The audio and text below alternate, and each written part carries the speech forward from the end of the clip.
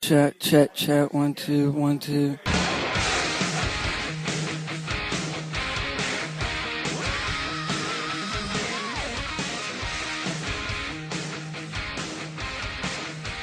Good evening, Greenhorns, and welcome to the Road to Wrestling School, the HOV to the HOP. HOP, of course, standing for the Superior Professional Wrestling Training Center, House of Pain. I'm Grizzly Joe Grasso. And I'm Hamish Stewart. We are literally on the road to wrestling school, and we are the only professional wrestling podcast that focuses on training whilst driving to wrestling school. We're going to let you listen in on the conversations. How you doing this week, Hamish? I'm doing all right. I was a little bummed at my last weigh-in. I came in and gained up my calories, so eating a little bit more, up the workout a little bit. But it's all lifting workout, so it's not like it's a big cardio workout. So I'm not burning a ton of calories. Mm-hmm. But so I gained 2.4 pounds. 2 pounds of that is, 1.9 is in body fat, and then the rest of it is in lean muscle. So it's going to take my body a little bit to catch up to it. I'm going to stick to this calorie count, this macro spread for a little bit, and keep it going to see if I can't gain some muscle over this time frame and build out a little bit. This is going to be gross, but. So my abdominal cage doesn't show all that great because I have a lot of loose skin down there. Your abdomintal cage? Yeah, the abdominal area. So like where the where is that where you keep the women you steal from your neighborhood in your abdominal cage? That's where I keep them. That's where I keep hot dogs in my abdominal cage. That's probably what you should keep there. It seems apropos. But no, so it doesn't show all that great because I got a lot of loose skin that sits there, and that's where a lot of my body fat, accumulated over the years. You know where I have loose skin? I got it under my arms. Yeah. Isn't that fucking weird? That's the worst. I mean, it's just worst everywhere. And as you get older, it gets harder to... I was talking to people today where, they were like, man, you work out a lot. I'm like, well, I got to work out this much because if I don't, I lose the gains and I can't keep this up. It's not like I'm, I'm not a decrepit old man, but I'm also not a young 20-year-old, testosterone flowing through my veins. Remember, you gain muscle faster than you lose it. Oh. It's true. I heard that somewhere. Nice. On the internet? Yeah, somewhere on the interwebs. Oh, good. Everything is true on the internet. That's right. So, yeah, without going too deep into it, I was a little sad, but my nutritionist kind of, got me back and bucked me back up and said, hey, don't worry, you got the ability, you can always cut the calories down and pump up the cardio. And I need to hit some cardio on the weekend because that's the one thing, to change this lifting schedule up. So you're focusing exclusively on strength training right now? Pretty much, yeah. Pretty much trying to build... You've lost enough weight for sure. Right, yeah. Trying to build out the muscle now and so that it stretches it fills out the skin there. Ah. Yeah, so that, if it can. I would be mucho happy if I could get up to... stay at the sort of 6% body fat I'm at, 5.5% body fat I am, and then get up to 185 pounds. That would be really great. All right, enough of your bullshit Ivan Drago fucking training. I know, right? Here's the Grizz workout. Monday, Wednesday, Friday. That's what I do. And this is real talk. I'm not bullshitting you. This ain't like, hey, I sit down and I eat 2 hot dogs at once, and that's my workout. No, this is my real workout. So I do my own high intensity. I say, okay, what do I want to do? What's good? What am I going to do? And that's good. To do what you want to do. Exactly. What I want to do because I feel like, and I'll get to this next point. Okay, so I get in there and I'm like, all right, I'm doing it with my kids there because that's the only way I'm going to do it. I'm not going to do it once they go to bed. I'm too tired. I can't do it in the morning because I get up too fucking early. So I find the time, and my kids are excited to work out with me. Great. It's also playtime. Double whammy. So I start with jumping jacks. I'll do that I'll set a timer for a minute. Fucking truck. Almost. Yeah. God, there's what the hell, accident dude? right I guess in front it's an of us. accident, Everybody and just nobody seems to slammed pay on their attention. brakes. Fuckers. I know. We're doing a podcast. Goddamn podcast here. And being drinking by coffee. So I do jumping jacks. I set the timer for a minute. My goal is to get to the minute. If I don't, that's fine. If I get to 30 seconds, I'm happy. I go till I don't want to do it anymore. And, I get 15-second breathing time. Then from there, I constantly switch between something that's building muscle and something that I call exclusive cardio in my mind. Oh, cool. So, I'll do jumping jacks, and then I'll switch to, I'll do push-ups. I'll do 15 push-ups. Say, okay, I'll do that. Boom, boom, boom. Rock them out. Then after that, another 15 seconds, and then I'm doing standing mountain climbers. Oh, good. I'm doing that. Those are good. Those are fucking great. Yeah, they're tough. They'll rip your ass off. Yeah, tough. So you're doing that, another minute, 15-second break. Then I'm doing squats. I'm doing Hindu squats. Try to bust out 15 to 20 of those right there. Oh, that's nice. Then after that, I'm doing regular mountain climbers. And after that, I'm doing sit-up of some kind, a crunch, something to work the abdominals. I do that. Abdominal cage. There you go. The abdominal cage. Got to work the abdominal cage. After that point, I used to get lost. I was just like, oh, what do I do now? What I've done is I just restarted that. I'm like, fuck it. You know what? This is what I got. It's working everything I want. I'm going to restart that. That's cool. I restart the cycle. And I'll go through all that 3 times. Nice. And then once I'm like, if I'm in the 3rd time and I just don't fucking feel like doing it anymore, boom, I'll hit plank. And I'll always end on plank. Oh, that's good. Yeah, that's always a good thing to end on because it's tough, slow burn. Yes, you're sweating. It's getting all that out. Good to get your breath back. And I'm constantly checking my heart rate. I'm not really like calculating it or anything. I'm just like feeling like, okay, is that a good pump? Good. I'm doing that. Or next time I'll do that. I'll do that a little harder. I'm always doing that. Oh, that's cool. My Way point to go, with this Grizz. is, so I'm not doing any weights right now. I'm doing them when I can. I do them at work, especially, because I got all the sodas. And one thing I took away from, like, I think Schwarzenegger and Hogan said this, is a lot of reps with a little bit of weight. Yeah. Like, you don't want to max out your weight and do, 4 reps. I mean, if Right. you're trying to max out, you're trying to max out. But if you're trying to build muscle, so, like, if I got a half a case of soda there that's in a plastic, I'll fucking pump that out a few times. Anyway, I want to get a base amount of fitness before I start going, all right, let me bust out the weights again. Yeah, our illustrious trainer, John Rambo, gave me that specifically. He was did he? Good. He was like, do you want to be bodybuilder big? And I was like, yeah. He goes, just do 15 to 25 reps of all this stuff. And he gave me a list of things to do. And he was like, there you go. And I was like, get out of here. You got to be kidding me. But no, you're right. That's the way I would do it, yeah. Yeah. So that's what I'll do. And, I'm starting to build up muscle. I'm starting, especially my core. My core's getting strong. You could definitely tell. I'll be honest, Joe. I don't care so much about the weight gain or loss, but I'm noticing that I'm expanding in a different way. I'm getting that bodybuilder tree trunk because I'm a stout guy. So I'm not going to necessarily slim down from this exercise. It's doing this weird thing where this is all tightening up, and it feels like it's expanding. It's very strange. I've never noticed that before. I'm always used to just losing weight, but now it's like pumping into muscle. Right, yes. It's transferring from weight into muscle. Right. So it's awesome. That's the look I'm going for. I want to be a tree trunk. Yeah, and it's working out. It's looking good, Grizz. And I'm sticking to it, which is the first time. This is the longest I've ever consecutively worked out. And that's the big thing. It's the constant application. Right, That's exactly. What can you do and keep doing? Yeah, that's what I tell people. They're like, what's the best thing? What can you do? I'm like, just keep doing it. Do whatever you're doing. Just keep doing it. Even if it's something small. Right. That's all like why that 7-minute abs, 6-minute abs works. Like people are like, oh, okay. Do I can do minutes. that. Yeah. Just do it. And you just keep it up, and then accomplishment builds on accomplishment.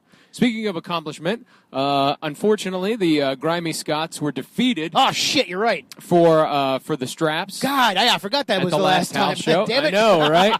I forget we record a podcast going there, but then we don't record when leaving there, so we don't fill in the audience. I know. So we lost the straps, but that's all right. Drop the straps to the Radical Stars. Yeah. Because don't get comfortable with those straps, Radical Stars. We're coming back after you, yeah. There's nobody going to keep us away from those. And I must say we had a very good match. Yeah. I won't call it the match of the night, but I heard others maybe say that.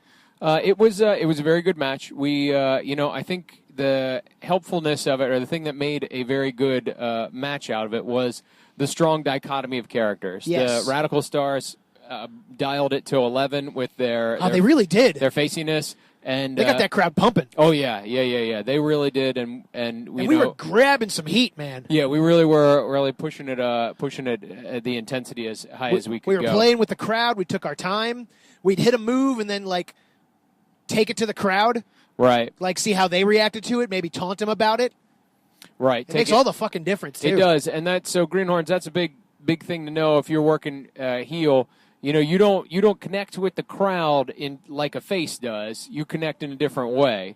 And your connection is see what I'm doing to this guy, see how bad I am, see what I can do and he can't. I'm in control. Mm-hmm.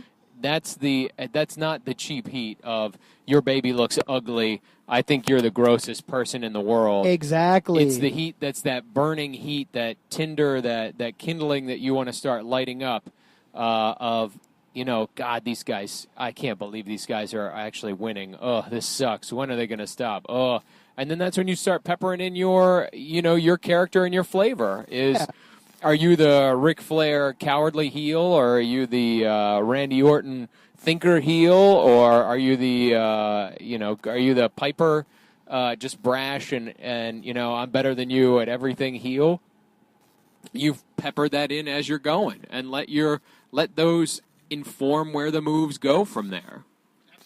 Which I think we are starting to do. We're starting to get that feeling and that sort of psychology into it. It's nice to be able to allow ourselves to take our time. Yeah, that's number one that I think that really resonated last match that we had was, allow yourself to take the time. It's okay. As long as you're on the guy, as long as the psychology is there, it's not like you hit the first move and then you start, moonwalking around the ring. No. You're deep in there and then you start giving it to them, or exactly. You got to build it up in there, but you got to take your and work slower than you think you're working. It's true. You can really the audience. They want that story told to them. They like Ish. Formerly Flendigo Martinez. He's now Ishman Martinez. Oh, God. That's his new gimmick. He always tells us, find the times for that explosive energy. Find the whole match can't be at a 10. It builds. It's got to build. You got to take those slow moments. And then I think we did in that match. And we were able to play with the audience. We were able to play with our opponents. We made moves that made sense. We followed a psychology. We worked as a team for the most part. We had a few flubs. Yeah, and every match, every live, improvised wrestling match is going to have those. Nothing's going to come out picture perfect. Oh, no. I mean, that's kind of the fun of it. That, you could go see a completely choreographed fight and it'll be perfect, but there's something fun about it's the same reason you go see improv comedy. Right. You don't know what's going to happen. And I think the fun part about something that resonated with me while in the middle of the match. Yeah. Which, I mean, it's something like a light bulb hit me and turned on. There was a 70-some-year-old guy in the front row, and he was obviously a World War II vet because he had, or he might have, maybe not, no, World War II, he might have been, he had to be like 100. No, he's right, a Vietnam vet. Okay. And because he had his hat on that had sort of the battle stuff on there. And he was in it. In it. Was he? I didn't even notice that guy. Oh, yeah, he was way in it. Well, so I was focusing on the three old ladies in the corner. Oh, they were great. So this is the reason why I knew this guy, because I keyed on to him because I saw that hat, and I went over to him, and I had the strap hanging off my shoulder, and I pointed at it with my little Miss Elizabeth, and I said, you see this? This is where championships belong, in Scotland, not here in America. Champions are born in Scotland. And this guy... He lost his mind, He lost his shit. Oh, that's a good 70-year-old man lost great. His shit over this. That was great, because you didn't directly insult him. Right. But you insinuated right, exactly. to insult him. That was awesome. That's a Hamish move. And so... But...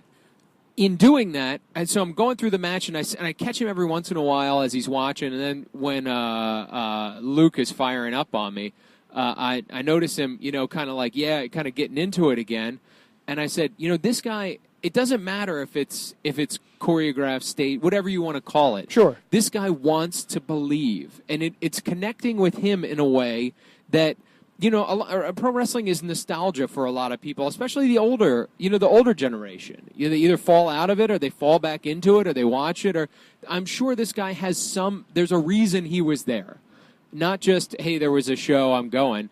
He knows of pro wrestling, so this was something that is a nostalgia thing for him. Maybe he saw it as a kid, maybe he saw it as a young adult, maybe he, who knows what it was.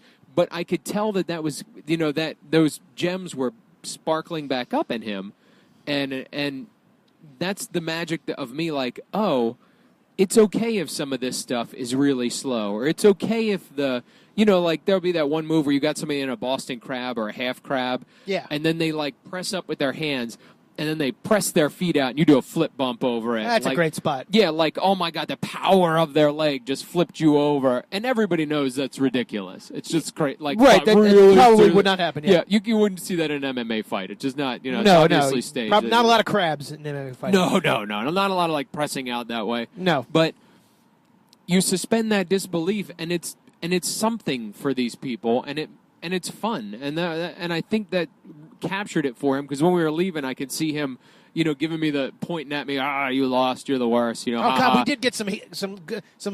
Yeah, that was great. That was great. We had them, man. The Radical Stars had a good crowd, cheering them into the locker room. They had a good. I mean that was invigorating. And it was, and I think the helpfulness for me is that strong heels, and not just strong like in terms of like, wow, look at all those moves they do. Strong in terms of character. We run the show at the Renaissance Festival, and people have given us this comment afterwards. They were like, I didn't even notice that it was wrestling. I just love the story of it. It was just fun to watch. It's so funny because all we do with our show, besides the lines in between, is wrestling. Right. That we put together it's just heel, face, shine, heat, comeback, finish stuff. That's it. Real simple. People forget how effective pro wrestling is. Everyone just has this image in their mind of what it is, and they poo-poo it or they love it, one or the other, or they put it in this little box, and they forget it's just a fucking story. Right. It's just a simple hero's journey. Right. And if the villains are villains enough, and if the good guys are good guys enough, and if you connect, then that's what energizes the crowd. By the way, so when so we lost. Okay, boo-hoo, horrible. Okay, good. So April 1st, by the way, Greenhorns and everybody who listens to this, April 1st, the grimy Scots are going to debut in the NWL. That's right. And we're going to come at them strong. If we come out, and if we're, it depends on if we're going to be face, heel, whatever. But if we're faces, by the way, we gotta flash the heels. Yeah, we gotta be like, hey, blah! We gotta write something on our underwear then, don't we? Right, or just flash the heels and be like, you looked, you guys are horrible, or whatever. Let the heels like, oh no, or that'll whatever. Play. That's good. Yeah, I buy that. Yeah, I think that gives them a little bit of like. Yes, there's talk of turning the grimy Scots face, so we'll see how that goes. And that's kind of dovetails into the topic that I was thinking of. Before we do that, let's take a little break for the steak and listen to our sponsors. And now, the Road to Wrestling School would like to thank all of our wonderful sponsors. And we're back. They were great. Those sponsors were great. By the way, I am going to go out. I'm going to go because my protein powder is becoming expensive, and my supplements. You're actually going to get some? I'm going to just go to like a place like the Vitamin Shop or something that sells these and be like, hey, if you just give me free supplements, we'll give you a spot. Yeah, okay, man, whatever. We'll give you a spot on the podcast. Well, who should pay for our time is Big Bear Roy Gillette, because we give him this free fucking segment called A Big Bear's Den. And there it is. By the way, I really do. So every once in a while, I will just hum the Big Bear's Den theme. Do you? In my that's good. I'll be walking around and be like, Big Bear's Den. Yeah, it's fun. I just kind of hum I'm pretty proud every of once that, in a while. Yeah, it's not bad. He tells me it's the best part of his show. I can't deny that. Oh, well, it is the best part of his show. He is terrible at everything. Yeah, he does all right. Yeah, when he went through that, with the kendo stick stuff, I was like, oh God, got anything that we could have had is now gone. That's right. Thank you, Big Bear. Anyway, so yes, back to your topic. Right. So the topic of the du jour, which I'd like to talk about, is transitioning from heel to face or face to heel. Very important. Yes. Things that you will have to be aware of and be able to do in your career or anywhere in the indies or wherever you go. You've got to be able to do that because you can't just be one. You can't just be one. You can't be a monolith when you go in. Especially if you're walking into a new league, a new federation, a new whatever, they're going to tell you what you're going to be. Yes. You're going to come in, you can tell them a preference of what you want, or you can say, hey, look, I normally work heel. It's helpful to be able to do both. Correct. If they need you to do face work, by God, you got to do face work. You're working against their monster heel, or they're going to trash you, or they're going to, you're going to squash or anything. You need to be able to do it. Now, are you referring to transferring just willy-nilly, or more specifically, if you're already in a federation, obviously they're going to book you in a way that will make sense. But yeah, so what I mean is just you and your training aspect. Like, how do you train? Test. There we go. How do you train to be a heel? What kind of moveset do you use as a heel versus what you would use as a face? Oh, okay, dokie. So I'll kick off my way here. So there's a lot of like flippy, flashy stuff that I like to do. Okay, gotcha. Go. Yeah, so I can kip up. I could do a nice crisp kip up from Turn the that mat. heat down, brother. It's off. Oh, it's so hot still. Yeah, I know. I'll have to turn Hey, thanks, man. No problem. So I can do a kip up. There's a few other things that I can do in terms of sort of lucha rolls out of lucha libre. Yeah, out of arm ringers. I could do some lucha rolls out and do some kip ups from there. Okay. There's some fast mat work that I can do that I can't do as a heel, or I shouldn't do as a heel. I could always do it, but correct. When you're a heel, and this is just my personal philosophy, you should just be despicable. I agree. Should not be. It makes me upset to see heels that are funny heels, or not funny heels, but what I mean is like trying to be the cool guy heel, and not like the cool guy that everybody hates, but. So Stone Cold was a cool guy heel. That's I think the only one that works. That he was a heel. He hated the authority, hated everything, and then people got behind him and really loved him for what he stood for. And I think that was a time frame and an era that made that happen. Yeah, that was appropriate for his time period. Right, but if you were to come out and be a Stone Cold now and like, I'm going to look to the audience and go, what? It's not innovative anymore. Right, it's not innovative. Plus, you're trying to be trying to be a heel that's not a heel. You're trying to be a cool heel, like I'm your buddy, I'm on your side, fans. No, you don't care about the fans. You don't care about anything when you go out there. You just care about kicking ass and taking names or whatever you want, whatever it is your thing. That's what you care about, and the cool guy heel really just grates on me. Doesn't jive with you. Well, because everyone's trying to be Stone Cold at that point. It's like when people try to come in and be. They don't do it much anymore. Maybe they do. They try to be like Mick Foley. Any big guy comes in and thinks they can be like Mick Foley. They think, I'll just be the hardcore guy. But they forget that Mick Foley can wrestle. We've talked about that before. Right. In order to be Mick Foley, you have to be Mick Foley. He had his own particular style that worked for him. But, you can't just be a guy that come in and do that. You can't be the Mick Foley face. You can take pieces of him, just like you could take pieces of Stone Cold, but you can't come in and be the tough heel that's also a face. You got to, be despicable is my roundabout point. Yeah, you just got to be, hated. You got to be, that's what builds. You feed on their hate. That's what builds that dichotomy. That's what makes the good guys. That's what makes, because being a good guy's tough. It's not easy to be a face. Anybody who's like, who thinks being a face is the easiest thing. No, that's hard. That's really hard. It's not easy to get the crowd to like you. It's not easy to get the crowd to get behind you. And right, you fall flat on your face if you don't have that charisma and that connection to the audience in your face. If you don't have that, you're done. You're dead in the water. Right, and if your dance partners aren't effective heels, they're not giving the crowd something to look at and say, oh, this guy's the opposite. That's or true. This guy is not that. See, now going back to the moveset, my stuff when I go face, I'm a bit more rolly. I'm a bit more quick. Right, your agility comes into right, it. I'm less of I'm still a powerhouse, but yeah, my agility comes into it more because it's more. I don't know. Maybe I think it's endearing to see a big guy like me. Like I'm maybe like the opposite of Tremor. Whereas Tremor is that heel that moves really fast. I'm that face larger guy that moves fast. Right. That's my angle.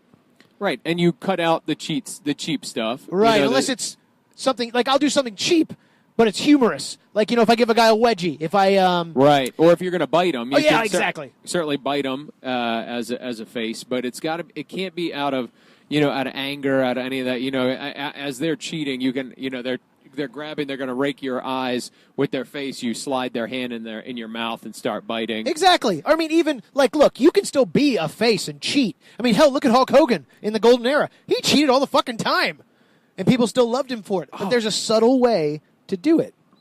How? I got it. But my beard hair got caught in the mic. That's gross. Yeah, that hurt. Ow. I had pulled that. So it's just like, okay, wrestling fans like justice. Wrestling fans are huge fans of justice. So if a heel cheats you, it is within your right to cheat him back. Or if the fans really want to see this heel get his comeuppance, in general, they forgive a cheap maneuver by a face. Right. Depending on what it is.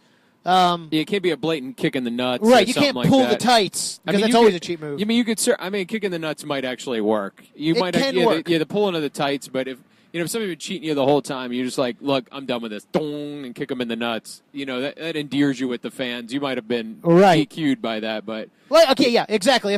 Say a heel was yelling at some fan, maybe yelling at some old man or a kid, and you kick him in the nuts, well, the fans will probably be on your side at that point. Again, justice.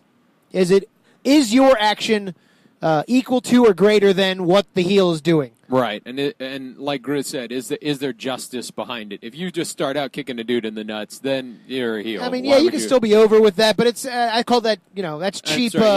Cheap shine. I'll call that. Right. Yeah, if you're Tommy Tough Nuts and you're that's your gimmick. I'm Tommy Tough Nuts and I kick everybody in the nuts. And everybody kick me in the nuts. It doesn't hurt. Okay, but great. That's your gimmick. Again, wrestling fans are really unpredictable. I mean, you can predict them. They're marks. Their job is to be predictable, but one crowd to another, you never know, especially in these modern times with the smart marks and the people are more like Philly crowds. It's hard to see what people would like. Yeah, and that's kind of one thing that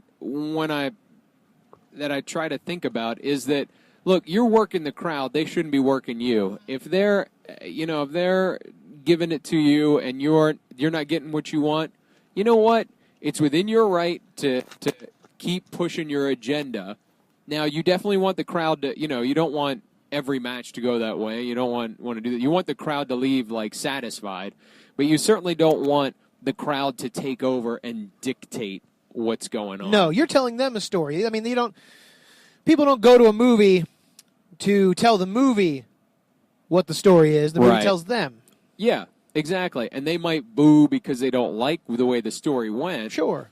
But that's in your prerogative as the wrestler to do that. Exactly. So when going face, being able to transition your move sets, make sure that you're aware of things that you can do and the things that you need to do in the certain phases of the match. Yes. Because in the Shine, obviously you take over as the face, and that needs to show your prowess and be fast and be good and be crisp.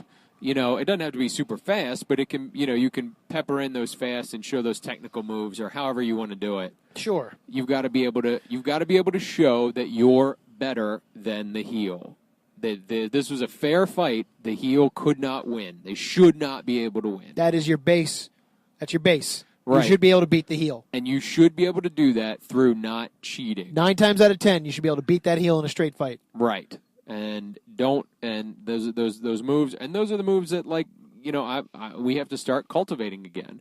Grizz and I have been working heel for so long that we've cultivated a pretty good heel move set and a pretty good heel kind of way that we operate. Yes. And now it's time to kind of turn that on its ear and work in some of the quick tags in the beginning and let us take over in the beginning. And then, That's true. I think a lot of our doubles are pretty geared towards being a face. Yeah. I mean, they're all grimy and they're all neutral. But just some of the things we added by the to way, it. oh my God. Oh, you got one? Did you see Elimination Chamber? No, I didn't see shit. Okay. Oh my God. So they had this tag title tournament, it's a tag tornado tournament, whatever. Yeah, okay. So the Ascension came out, and I'm not a really big Ascension fan, but they did this thing that was very much like we do, except, all right, so you hold him into the corner. Yeah. Boom, I come slamming into him, and then you throw me into him. Yeah. And then I roll out of the way, and the guy stumbles out. What the Ascension did is that, so I come in, boom, I do the spear that you throw me into him. Instead of me getting out of the way and letting him stumble, I would grab him by the back of the head and push him out into your face crusher. So that makes it a bit more heel, doesn't it? Yeah, it does. So Ascension did this thing where they did that sort of splash, and then the big guy grabbed the other dude by the back of the head, pushed him into the littler guy who jumped up and gave a knee to the face. Ooh. Yeah, so I was like, oh, my God. And I was that's like, nice. Wait a minute. I'm going to take that. Oh, that's a thing to do, isn't it? Oh, yeah. Huh. Yeah. I was like, I like that. That was pretty great. We'll hang on to that one. Well, on that note, we are in beautiful downtown Hagerstown, Maryland, so we're going to tap out Greenhorns. Remember, you can rate, review, subscribe to us on iTunes. Make sure you share it with your friends. That's how we grow this damn thing. That's right. You can find us on SoundCloud. Please rate, review, and like us there. You can find us on Facebook at www.facebook.com/Road to Wrestling School /brand new tires. Tilde, give me a sponsor, 77 Snake Eyes. Wow. .com. That's beautiful. Yeah, Sounds lucky. Yeah, I was trying to get a casino to sponsor. If you want to reach us, you can reach us at roadtowrestlingschool@gmail.com with your questions, comments, recipes. The loneliest email. Yes. email address on the internet. It's true. Just us and Jenny. That's right. Thanks, Jenny at Sweet OVW. Jenny. That's right. Shout out to all of our illustrious guys that we work with, our illustrious trainer, John Rambo, in the House of Pain. Yes. April 1st, if you're an earshot of this, get your tickets. It will At be the Warehouse a hot show. in Martinsburg, West Virginia. That's right. That's right. Hey, we're tapping out. So keep the faith, Greenhorns. We'll see you down the road and in the ring. The bing.